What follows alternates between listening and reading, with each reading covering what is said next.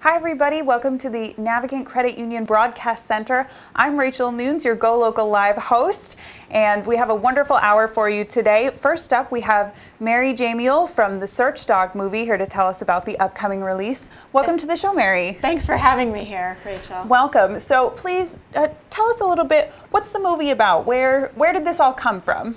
Search Dog is a feature documentary about Sergeant Matthew Zarella from the Rhode Island State Police. Sergeant Zarella is now retired from the state police, but I had the amazing fortune to follow Sergeant Zarella and the Rhode Island State Police Canine Search and Rescue Team on live searches over 4.5 years. Wow, that's incredible. Yeah. It's a 4.5-year journey. So how'd you first come up with the idea?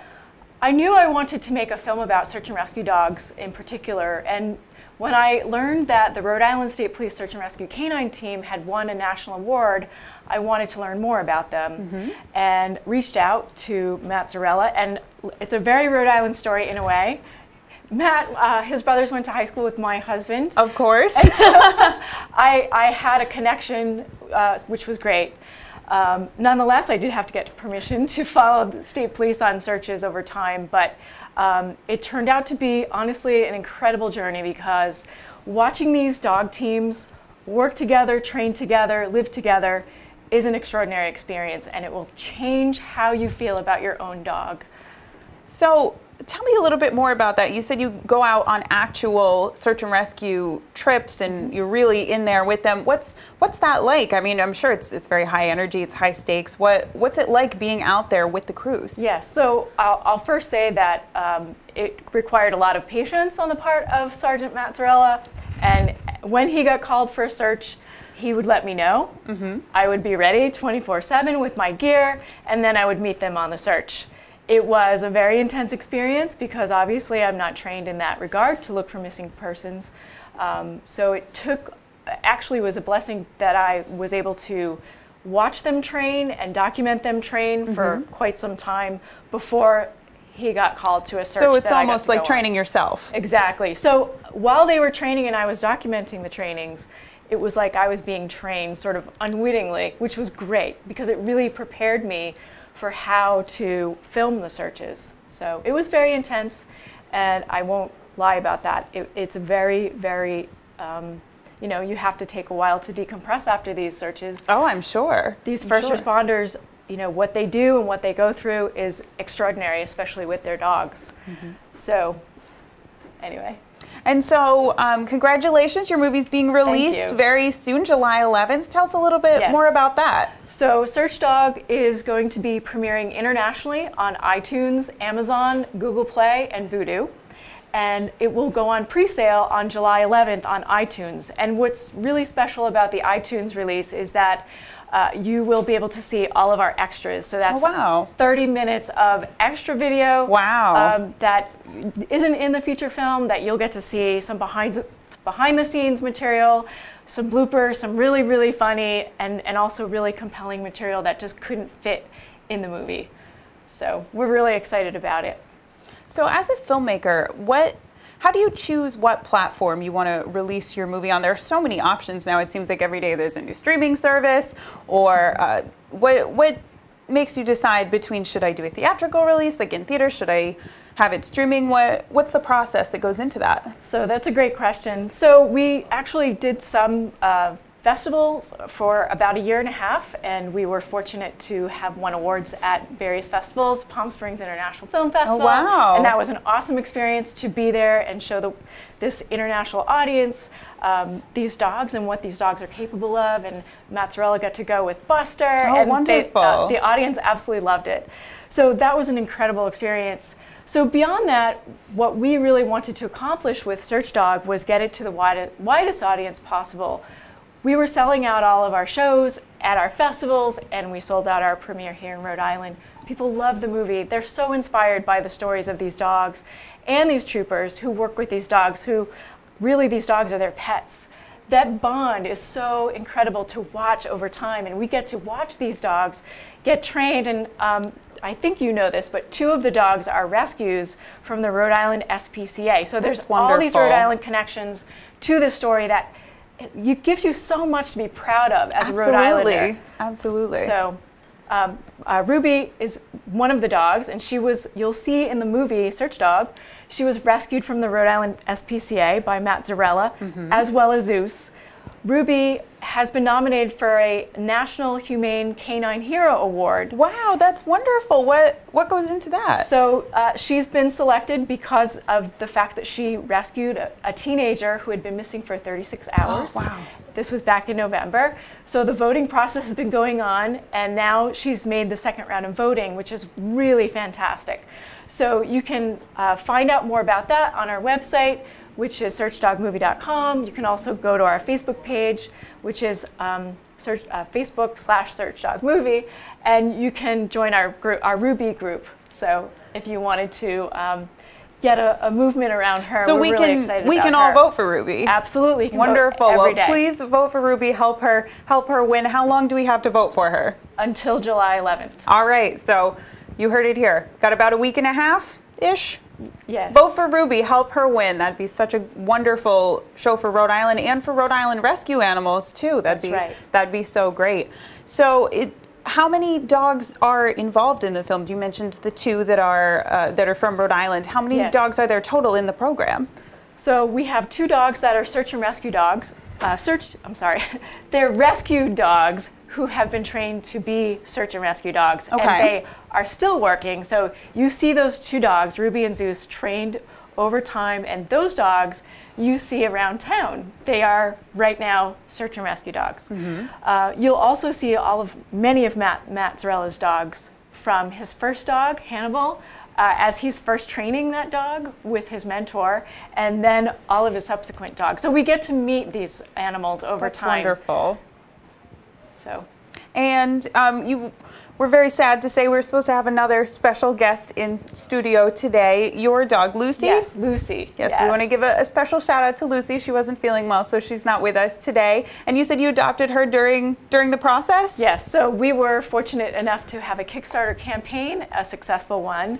And during the course of that Kickstarter campaign, my husband and I found Lucy at the Animal Rescue Rhode Island and adopted her, and Kurt, my husband, and it was the day, word of the day was no, and yet she came home with us, and it's been the best experience. That's how it always seems to go with animals. You're like, oh, I'm just gonna go, I'm gonna look around, and then next thing you know, suddenly you have a dog or a cat or some new friend. Exactly. So it's been a wonderful experience, and these dogs just show us how much they have to give, and how, every day when you wake up and you work with your own dog, whether it's a pet or a working dog, they have so much to teach us. And I think that is, if there's anything that people can take away from this film, it's what an inspiring animal that dogs are, and how much they have to teach us. Absolutely, and what a wonderful message for adopting in Rhode Island as well, as what all of the wonderful things rescue animals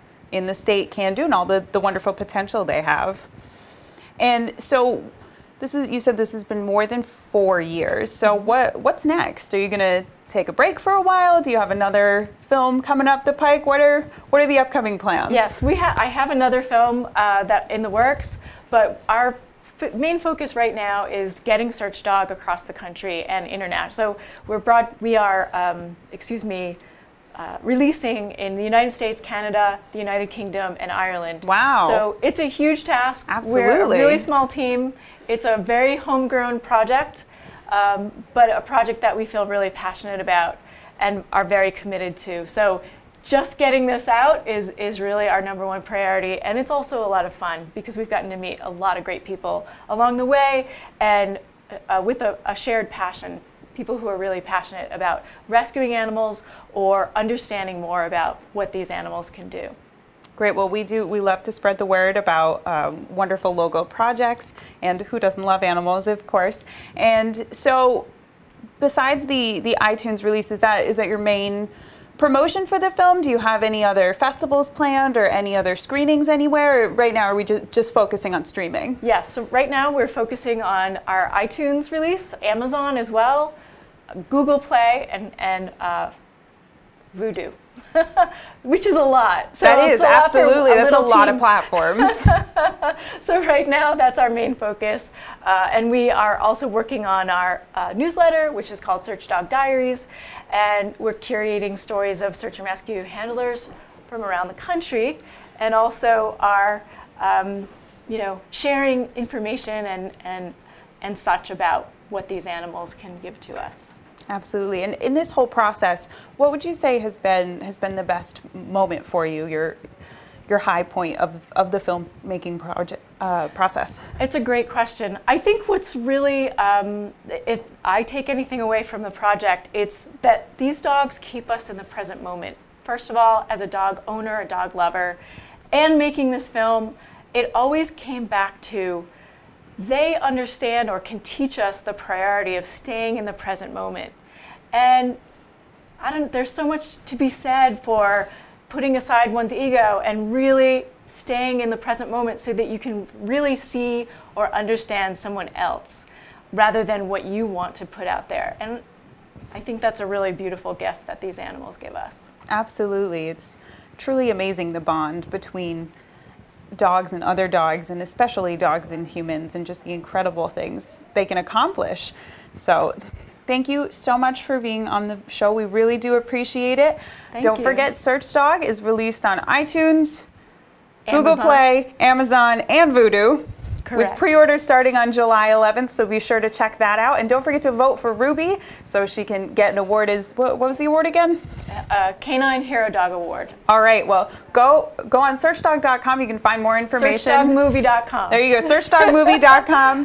Find out more information. Vote for Ruby. Help her win the award. Thank you so much, Mary Jamiel, for being on the show.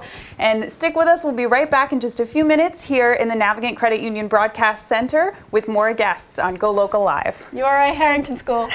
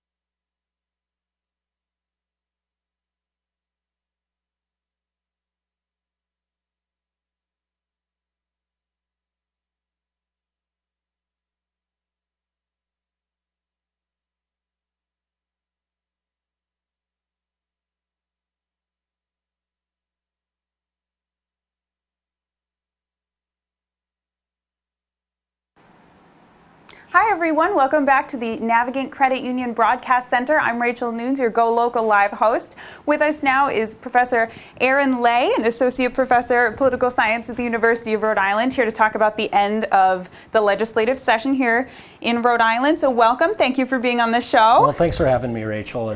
These end of the sessions are like kind of a Super Bowl or a World Cup for us political scientists. So. Absolutely, it's always crazy. And so this year especially was it was a whirlwind, all sorts of things going on. So first up, elephant in the room, biggest thing, paw socks. Yeah. So it passed barely.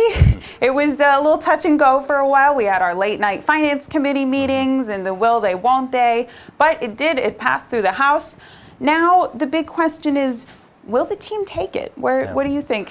Well, first of all, this is one of the most interesting bills I think that came up this year after Donald Trump was elected and after a lot of Democrats and progressives really started stepping up and that kind of thing. One of the things I expected was that this would be a bad political environment for the Paw Sox Stadium, because I come from other parts of the country where these stadium bills, these proposals are some of the most political, hard-fought bills. And so in Minnesota, when I lived in Minnesota, there was a lot of debate about the Vikings Stadium and everything like that. And so when I came here and they started talking about the Passock Stadium, I really thought we were in for a major political debate about this, but it became pretty apparent to me that the financing for this stadium was profoundly different than a lot of the financing that they do for a lot of other stadiums. And so, sure, it sounds to me like it's the ball now is in the Passocks, the court for the leadership of the Passocks. And so now they have a decision to make about whether to accept the deal that they've worked out with Worcester or to accept the deal that that's been passed by the Rhode Island State Legislature. Now also keep in mind that this has to pass muster from the governor's office as well. And so that might be something that kind of comes around in a little bit, or maybe that's something that's kind of ongoing right now. Maybe they're weighing in on this issue a little bit or negotiating with the team. So a big feature of the bill, especially the last version that was passed, Speaker Mattiello's version, was it's not going to be funded by Rhode Island taxpayers. This isn't another 38 studios. But there seems to be a lot of debate about, well, if it falls through, it is going to fall to taxpayers. So what do you think of the version that they passed? Do you think it's a good deal for Rhode Island taxpayers, or do you think we're just setting ourselves up for failure again? Well, certainly I think that the Speaker's bill is probably a little bit better. I think it puts more of the onus on the people that are buying the bonds and everything like that. It's a very complicated bill, and like I said, this isn't the type of bill that you see in a lot of other states. Like in a lot of other states, what they'll say is okay, we're going to have a 0.5% increase in the sales tax of this area or something like that to be able to fund this stadium.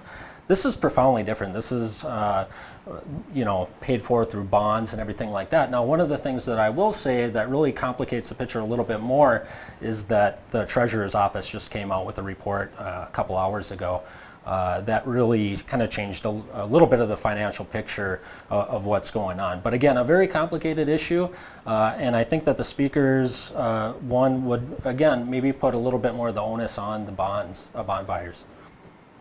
Great. And so if you had to guess, where do you think we'll be in 5 years? Do you see the Passocks staying in the state, or do you think they'll take the deal and head out to Worcester? Well, I think that, for one thing, I'll say that this is a lot different than 38 Studios. 38 Studios was kind of something that had just started was something that was just getting off the ground.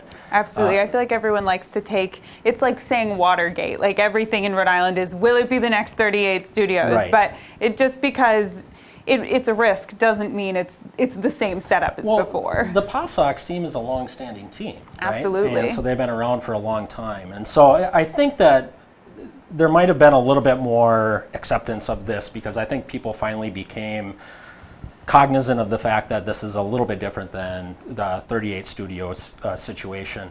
With that being said, I think a lot of people here, I hear a lot of people that are from this area, they are really, the Passocks are part of the community. A lot of people would like to see the towns of Pawtucket and places like Central Falls be able to undertake some of these big, broader development plans. Absolutely. And so it'll be really interesting to see what happens. And so shifting gears a little bit, because it wasn't just about the Passocks, we had a lot of really interesting legislation that all slipped in right at the very last second.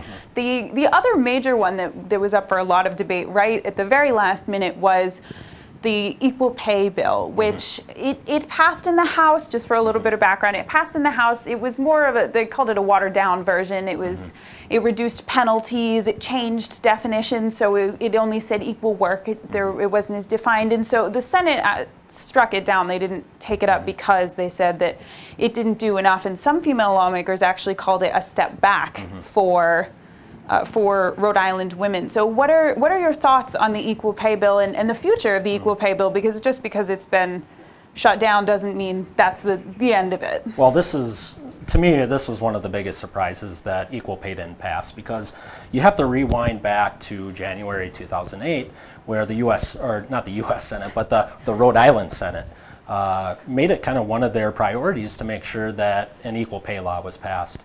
Again, they passed a very robust law in January 2008.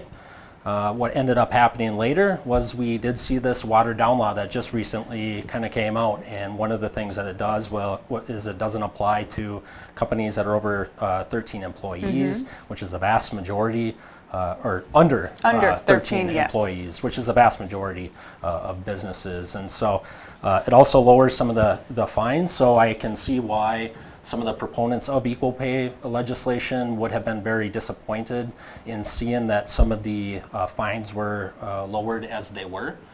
And also, as Rachel was saying, it does change some of the language from equal pay to from comparable pay to equal pay, which is a profound difference. Absolutely. So, what do you think is the next step for it? Do you think they'll take a step back and revise the bill? Do you think they'll start fresh? What do you think is the next step for lawmakers because it's a massive issue here in the state, and like you said, not having it in smaller companies, that's a lot of times where you see the biggest issues. If you don't have an HR department, if you don't have company policies in place. So what do you think is the next steps? Well, I think what we're going to see in the next legislative session is we're going to see a major counter mobilization by women who are interested in politics, who are vying for primary seats, who are going to make this the number one issue that they're going to be fighting for. And you really can't blame them, because again, this was something that the Rhode Island Senate said that they would make as a priority. It's something that wasn't necessarily passed at the House level. And so again, I think that more women will be getting involved in the party, the Democratic Party.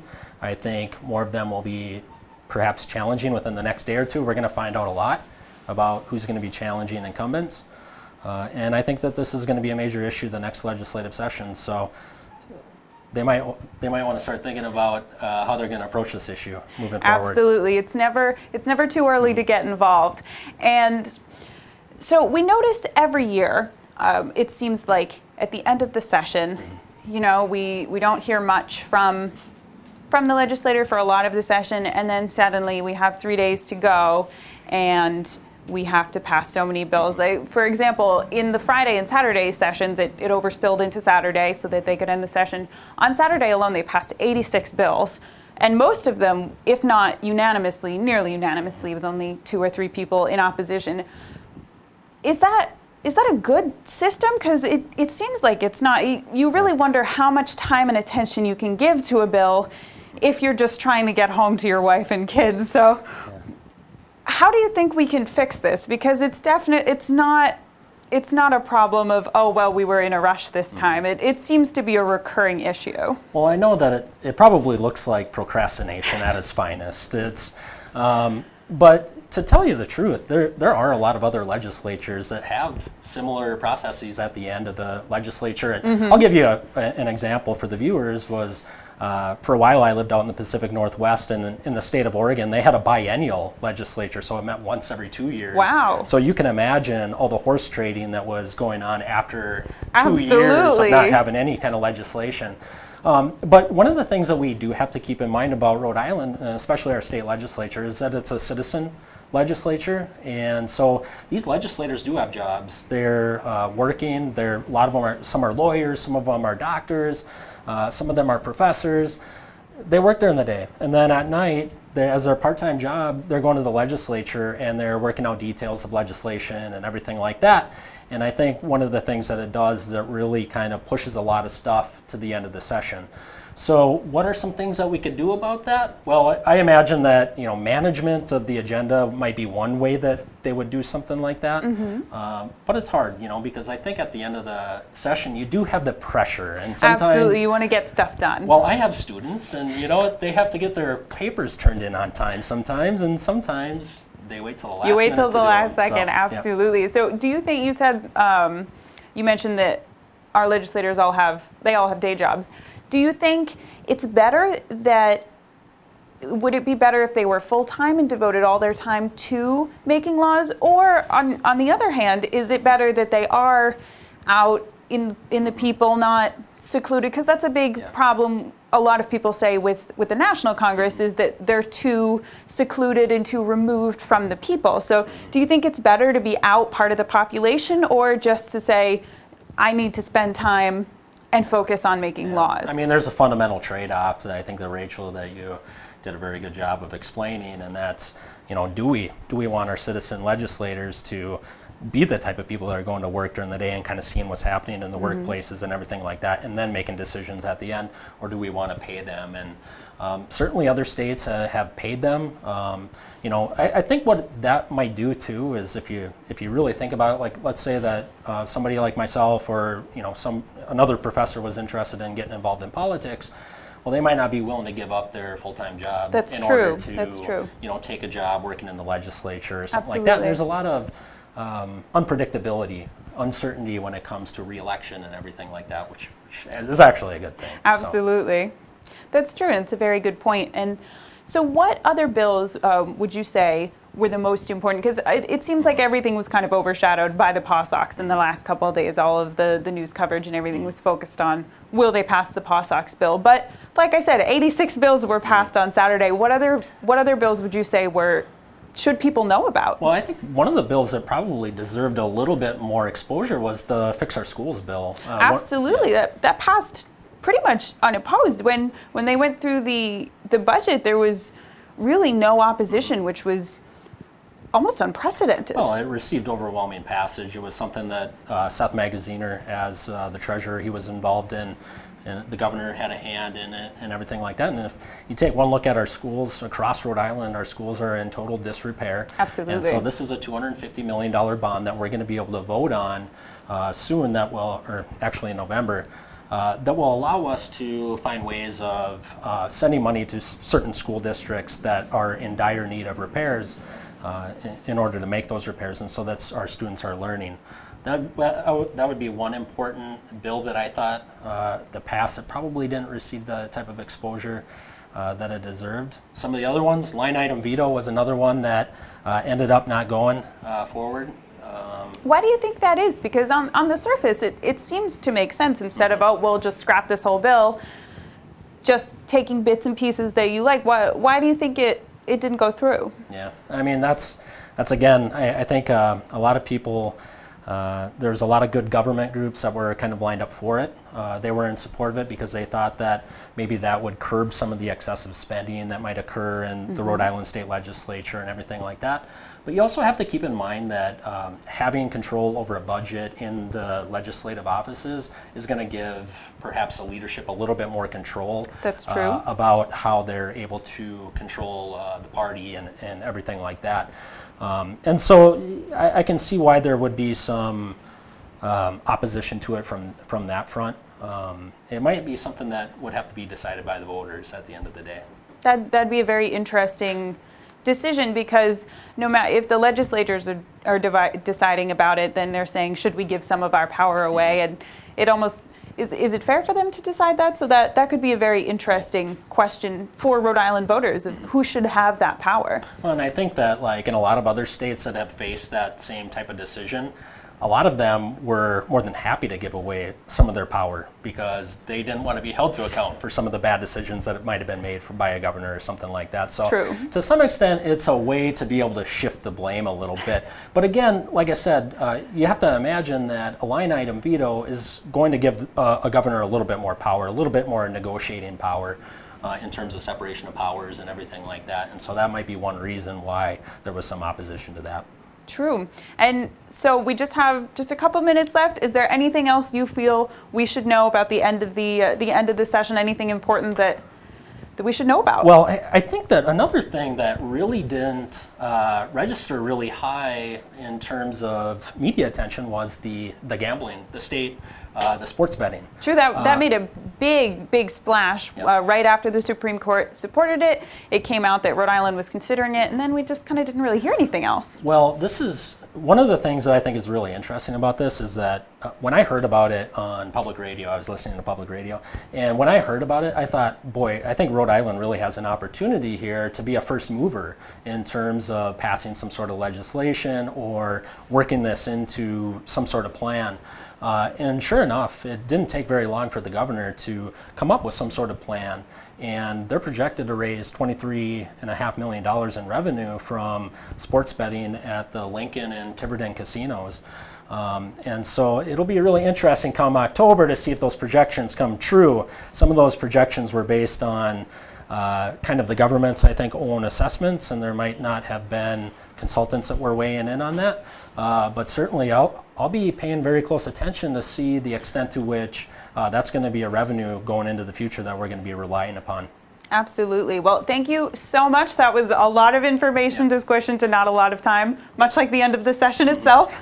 So thank you so much, Professor Aaron Lay from the University of Rhode Island. And stick with us. We'll be right back in just a few minutes with our next guest here at the Navigant Credit Union Broadcast Center here on GoLocal Live. I'm your host, Rachel Nunes.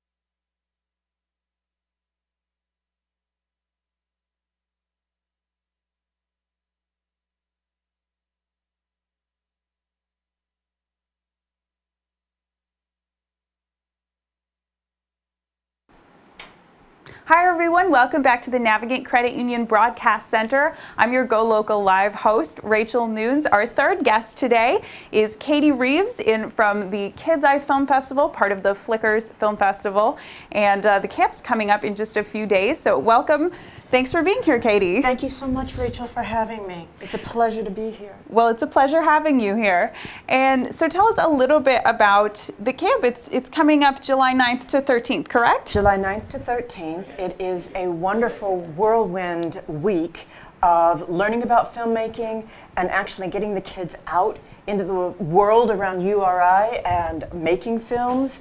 And it culminates in a premiere event, not only at camp, but later on in August, the kids come back on Saturday, I believe, at the Rhode Island International Film Festival, which is August 7th through 12th, the best week of the summer. And they actually premiere their films at the RISD Museum. Wow. With family and friends. And it is at the Rhode Island International Film Festival, so it is very glamorous and wonderful for the kids. What a wonderful experience. And so it's children 8 to 17, correct? 8 to 17, and they're, of course, divided into a couple of groups because that's a wide range. Absolutely. My fabulous colleague, Mary McSally, takes the younger group, and I take the older group. And we move, starting Monday, we hit the ground running, and we talk about the visual language of film, and we talk about the importance of good sound and solid story and putting it all together, and they go out and film. We have counselors that work with the kids. They are the best counselors in the world. They are awesome kids from all over, studying film, loving film as much as we do. As much as the kids are curious, they love to share their filmmaking skills and experience with our kids. It's just wonderful. It sounds like it. And so it takes place at URI. It takes place at URI, and we're very thankful to the Harrington School of Communication and Media for taking care of us. I'd like to give a special kudos to retired Dean Winifred Brownell, who wonderful person who made sure that we had a home and nurtured us through all these years. We've been, I haven't been with it for 20 years, but the program itself is 20 years young. And when it first started, it was the first of its kind in New England. And so you said you haven't been here the whole time. How long have you been with the program? I have been, and I consider it a blessing. First of all, I get to teach film, and it doesn't get better than that. And this will be my third year with the camp. And how would you say the program has changed? Because even in just the last 3 years, film has changed exponentially. It's gone from, you know, literal film to the things you can do now, they're just incredible. The After Effects and different special effects you can do. It's truly mind-boggling what you can do with not even that much training. So how has the program shifted to encompass all of these new technologies? Well, I think technology has made it easier. We can bring kids in. The visual language has not changed. How it is delivered is the technology. That's what has changed. So what we emphasize is the timelessness of the visual language, and whatever equipment, tool that they are using, be it an iPhone or a high-end camera, that they are able to use the visual language to communicate a story and an idea. So it's made life easier. It's made us possible to get more films done more quickly, but we're still using the time-honored visual language that has been used throughout history to tell stories. Sounds like the perfect combination then. And so the children during the event, they write everything themselves, they shoot everything. It's pretty much just all the kids set free. It is their show. And we have small projects that they can do that get them comfortable with the equipment, comfortable with using the visual language, telling a story visually. But the story comes from them. It has to come from them. They have to have a passion for it. They work together in a group. And one of the things I love about film is that it is a collaborative effort. Absolutely. It does require teamwork. It does require working with people. So they develop those skills. It's problem solving. Filmmaking is problem solving. It's problem solving. You know this. And creative brainstorming. It is all the things that they can take with them into whatever endeavor they land in their adult life. It is a wonderful magic. And so we learned a little bit about Mary before. She was the director of a film. And when you think film, you think the person who holds the camera, and you think the person who yells action. But there's really countless people who go into the making of a film. What different roles can kids explore through the camp? There's something for everybody in filmmaking, and they can experience the usual, what we think of as filmmaking, of being behind the camera. They can be a camera assist. That makes sure the camera person doesn't fall into a hole while they're walking. Very important job. And trying to make sure that they get the tracking shot that they're going for. So you have the teamwork, the collaborative effort.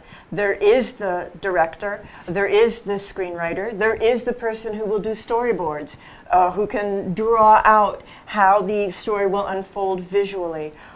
There's just a little bit of something for everybody in it.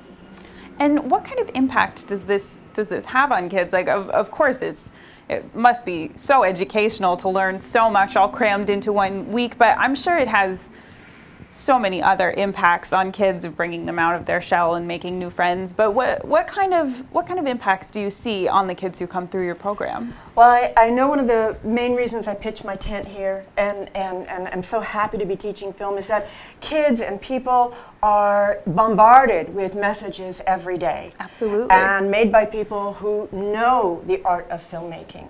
By learning how a film is made, it provides them with the tools to deconstruct these messages and to become a better consumer of the messages that are coming at them. They know what's going on. They know how it's made.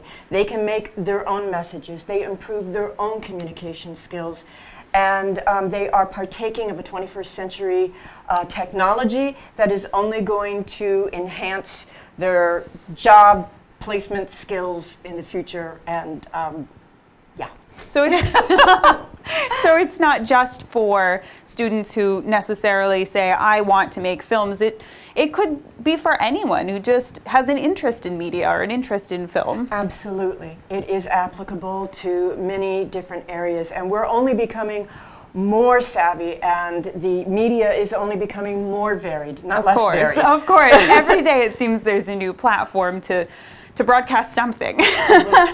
And so do you still have spots available? If someone wants to sign up, can they still sign up? Oh, I think we're very close to tapping out, but there are waiting lists, and there is still opportunity. Okay, and where can we find more information about that?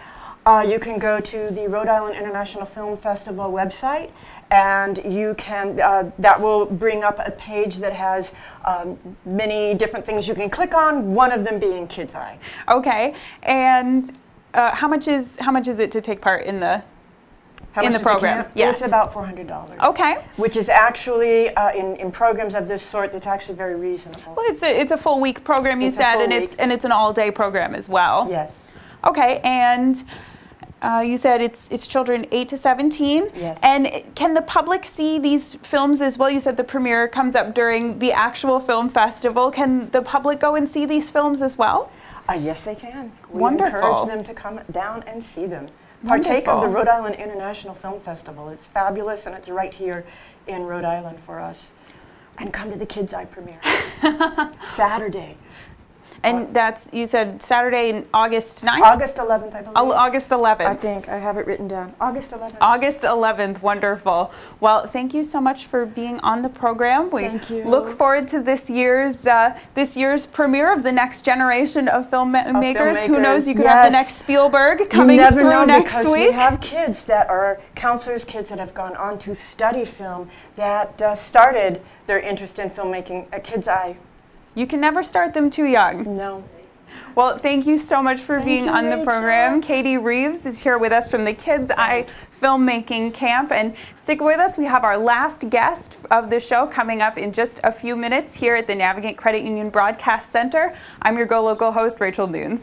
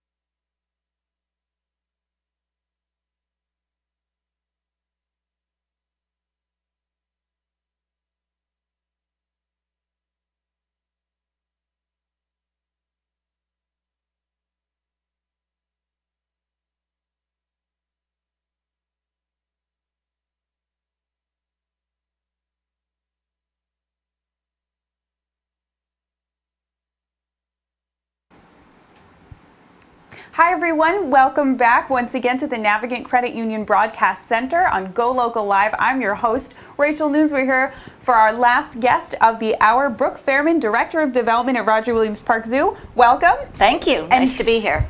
Nice to have you here. And she's here to tell us more about the upcoming Zoobilee Feast with the Beasts at the zoo coming up this Saturday, June 30th. At the zoo. So tell us about this wonderful event. Just the name sounds like fun. It is fun.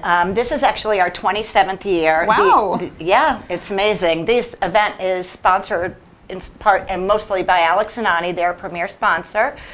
It is, as Rachel just told you, on this Saturday. It is an adult-only event, so you must 21 plus.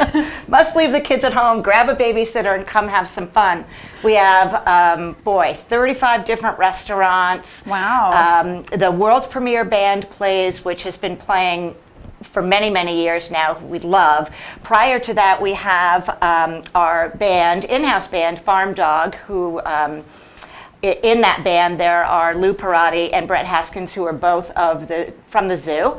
And that's a fabulous band too. We have a huge live auction going on that's going to go on through the 2nd of July. And that's online? That is online. So anyone can take part in that? Anybody can take part in that. And I encourage you to go to rwpzoo.org to look at it. We have Gronkowski football. We have all kinds of animal encounters.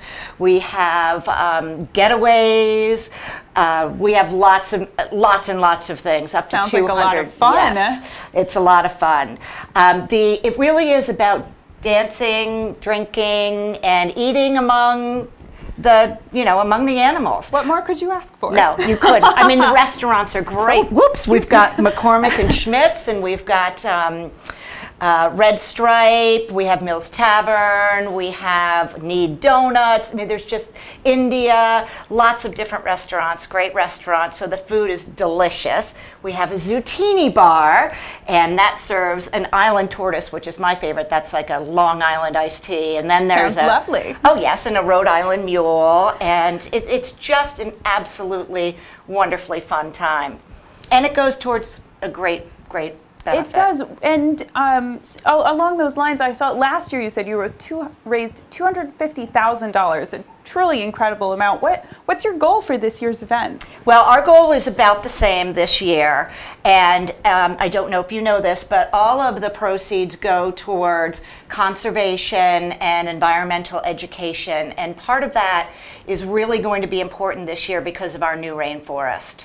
And our rainforest is really the antithesis of what's going to teach us as children and as adults about how we can help save the environment and the rainforest itself. So that's... Tell us more about that. I know right now it's under construction. When you go, there's the big signs up saying coming soon. It seems very exciting. What kind of an experience is that going to be? Is it going to be interactive or... Yes, we have all of the animals in the rainforest are indigenous to the rainforest, and it will be the only exhibit of its kind in New England. Wow. We are featuring, which I think is fascinating, giant otters that are 6-foot otters, giant otters. I didn't know such a thing existed. I didn't either. Honestly, I didn't either until I heard, and they're beautiful. They're brown with white dots all over them, and incredible. 6 feet, that is... And wow. we're only one of 8 zoos in the nation to have these. So, what an incredible honor. Rhode Island is in with the big players, that's for sure. But very interactive, and as you go through, it's called Faces of the Rainforest, like Faces of New York. Mm-hmm. And as you go through, you are learning literally about the rainforest and about the things that destroy it and about the things that help it. And ultimately, it's up to you to make a choice when you leave about what you can do. And inside, you howler monkeys and sloths roaming, the giant otters, the anaconda, as I said, all indigenous to the rainforest. It's really cool. Wow, so it seems like almost like its own habitat as opposed to just here's one exhibit with one animal, more it absolutely connected, is. like its own ecosystem. Really. It is. It's its own ecosystem, all within one big building, which has to be maintained. And I'm not an engineer, so this is where I want to bring in the head of operations. But it is unbelievable because we have to keep it at a certain temperature. Of all course, of these animals, and humidity, and things like that. Exactly. So it is, and all of the plants derived from the rainforest, and it's completely, full of just hundreds and hundreds of species of plants. It's amazing. It sounds incredible. And when can we expect this new exhibit to open? So I think very late summer is what we're looking at now. It's never easy with a project. Course. It's a $15 million building, and there's so much that goes into it. We have 7 air filtration systems. That'll tell you something. We have 1. I'm sure it's quite the undertaking. Well, we look forward to that. And circling back a little bit to Zubilee, what other programs does the event help to fund? Because I know you guys, besides of course your massive rainforest, you have all sorts of different conservation programs and updates to the zoo. What kind of things does the fundraiser help? So education, I don't know how many are familiar, and I'm sure everyone is because we probably have one of the best camps out there, summer camps now. Our education department is very, very involved. We are actually going to be building a new education department just after this that will have its own preschool in it, which is going to be amazing. But our education programs, from teacher programs to and the conservation programs through our conservation group, with frog watches, with the work we do with the New England cottontail. We do lots of work worldwide, believe it or not, with the vaquita dolphin out in Mexico. Just lots of interesting projects that we take on to really make sure that endangered species come off the endangered list, and we're able to continue those species going forward. And So. it seems like every time you go to the zoo, there's something different. And of course, the rainforest is going to be the biggest change. But what keeps the zoo fresh? How do you keep up with the times, and what changes do you make? Well, it's all kinds of changes. I mean, you look at my department, which is development and also is membership. What kind of change are we making now? We're going to e-cards on the membership side. What kind of changes do we make overall in terms of, I mean, here's a change right here, right? Absolutely. I mean, and all of our PR has really gotten very, very strong on social media, really getting people involved on what we do on a daily basis, and being able to be involved in that, whether you're at the zoo or not, is a huge thing. Having babies is something that always encourages people to come to the zoo, and we've got new baby otters, and we have a baby monkey, and we just had a baby porcupine the other day. And who doesn't want to come see baby animals? Everyone wants to see baby animals. So, you know, it's just you got to get there. You've got to come out to Zubilee as adults and have a great time and realize the things we're doing, and then come back with your kids.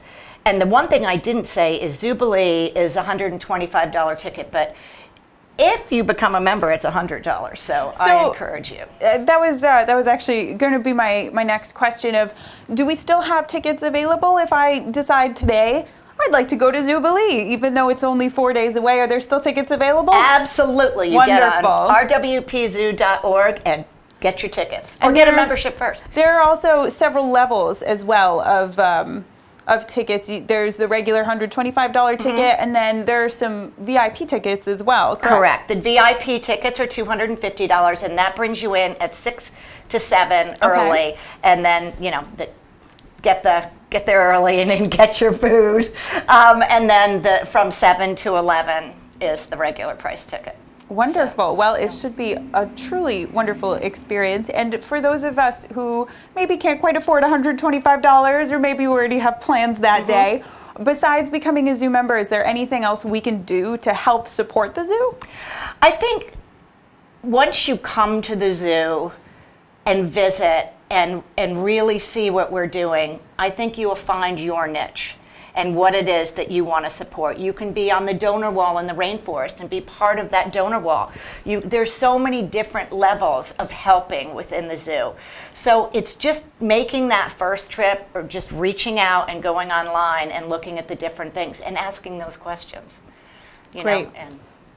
Well, there's always something exciting happening at Roger Williams Park Zoo, and we look forward to the opening of the rainforest coming at the end of the summer. We'll have to go check that out. And Zubilee upcoming June 30th, that's this Saturday from 7 to 11 p.m., $125. It's a wonderful event, and of course, it helps support all the animals in the wonderful program. So thank you so much, Brooke, for being with us today. Thank you so much. Thank you for having me, Rachel. Thank you. And we'll be back in just a few minutes. Kate's going to be on at 4 with her show. She has some wonderful guests lined up today as well. So thank you so much for joining us for our hour here at the Navigant Credit Union Broadcast Center. I'm your GoLocal host, Rachel Nunes.